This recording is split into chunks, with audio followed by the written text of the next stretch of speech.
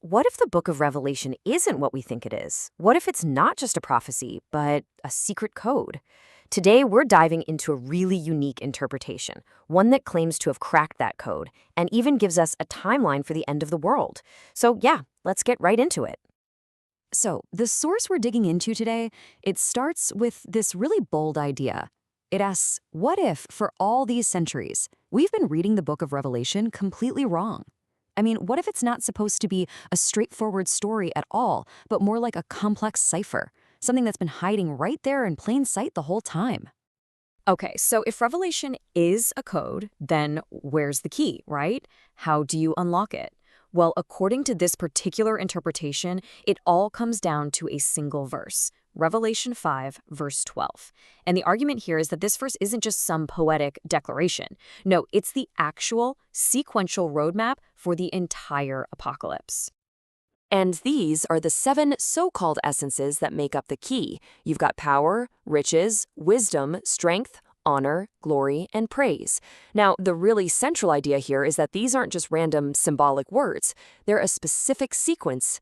Each one is supposed to line up perfectly with one of the 7 seals as it's opened. But that brings up a huge question. Who or what on earth is actually receiving these essences? This is where the interpretation gets very specific.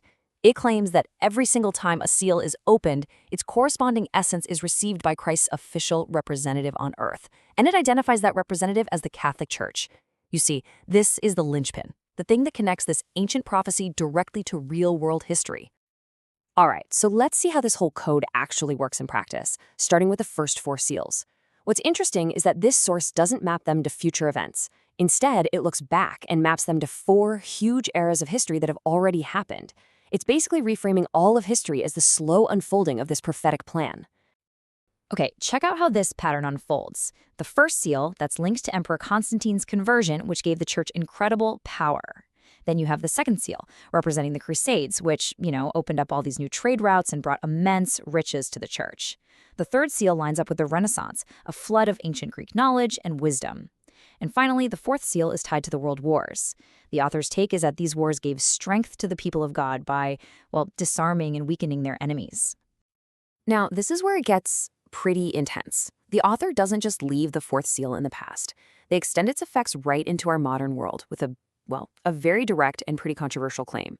This quote, right from the source, argues that the reign of death from that seal is still going on, but not through war anymore. Instead, it's supposedly happening through the modern medical system in some Western countries.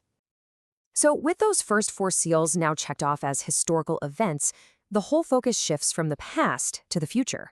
And this is really where we get to the heart of this prophecy. We're talking about the 5th seal, which, according to this source, hasn't been opened yet. But it's coming. It's imminent. So if we're following the pattern, the 5th seal has to deliver the 5th essence, which is honor. But how exactly does the church receive worldwide honor? I mean, what would that even look like? The answer this source gives is, to put it mildly, both very specific and, pretty shocking.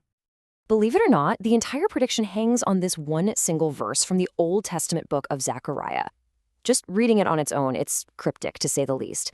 But the author claims that once you know how to decode the symbolic language, its meaning becomes, terrifyingly clear. And there it is. That's the big reveal. The author decodes Lebanon and its cedars to predict a truly catastrophic event, the burning of the Vatican. This, they claim, is the event, the one that will trigger the opening of the 5th seal. Okay, wait a minute. How in the world do you go from Lebanon to the Vatican? That seems like a huge leap, right? Well, to follow the logic, you have to understand the author's sort of prophetic dictionary. It's this very specific set of modern meanings that they've assigned to these ancient biblical symbols. So, first up, let's take Lebanon. The name itself actually means white or white mountain. The author makes a direct connection here to the Vatican, viewing it as a symbol for a white and pure kingdom. That's the first piece of the puzzle. And what about those famous cedars of Lebanon? The tall, majestic trees? While in this interpretation, these mighty, righteous trees are symbols for the leaders of that kingdom, specifically the popes. So when the verse says, "Fire may devour thy cedars," it's interpreted as a prophecy about the downfall of the popes. And this symbolic system, it gets pretty detailed. I mean, it's not just about the popes. The author assigns meanings to a whole bunch of other figures. Fir trees, for example, are said to be cardinals. The oaks of Bashan are mighty leaders. And it just keeps going. It's like they've created a full cast of characters for this whole end times drama. So what's the immediate fallout from this predicted fire at the Vatican? According to the author, it would cause what's called the continuous sacrifice, which they identify as the Catholic Mass, to stop completely all over the world. This is presented as the absolute trigger, the starting gun for the final countdown. Okay, now we get to the timeline. Let's look at how all these pieces are supposed to build towards a final, very specific date.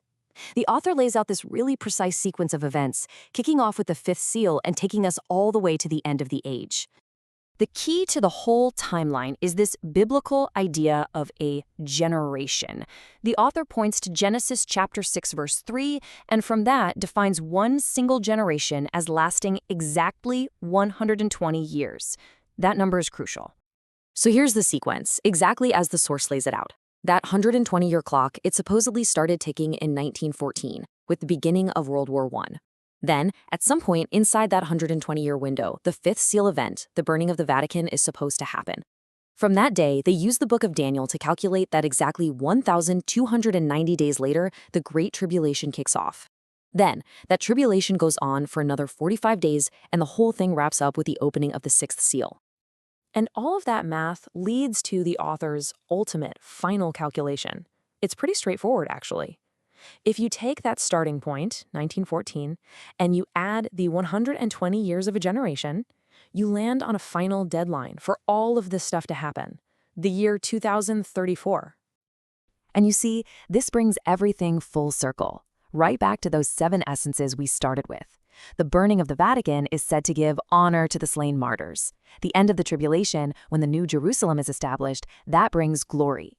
And finally, the final judgment at the 7th seal brings universal praise. And boom, that completes the whole sequence from Revelation chapter 5. So there you have it. That's the system in a nutshell. You've got a key, a code, and a countdown to a very specific year. And what's really striking is that the source presents this not as just one possible interpretation among many, but as a puzzle that has actually been solved. It kind of leaves you with this one last, pretty big question to think about. What does it even mean to believe that the code to the apocalypse has finally, after all this time, been cracked?